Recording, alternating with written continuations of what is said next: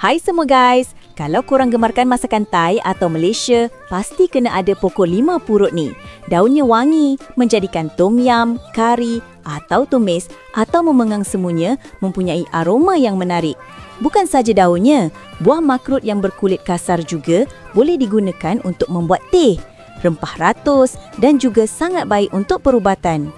Anak pokok yang kami ada adalah cantik dan standard, kira-kira 40-60 cm tinggi, tanah yang kukuh, akar yang kuat, boleh ditanam segera, mudah dijaga dan mempunyai sedikit perosak dan penyakit. Hanya dalam masa yang singkat, anda akan mempunyai daun hijau untuk dipetik dan dimakan secara beransur-ansur. Tidak perlu risau untuk pergi ke pasar untuk mencarinya. Pada masa ini, kuantiti di kebun saya adalah terhad. Mereka yang cepat memesan awal akan dapat memilih pokok yang sihat pada harga yang paling istimewa.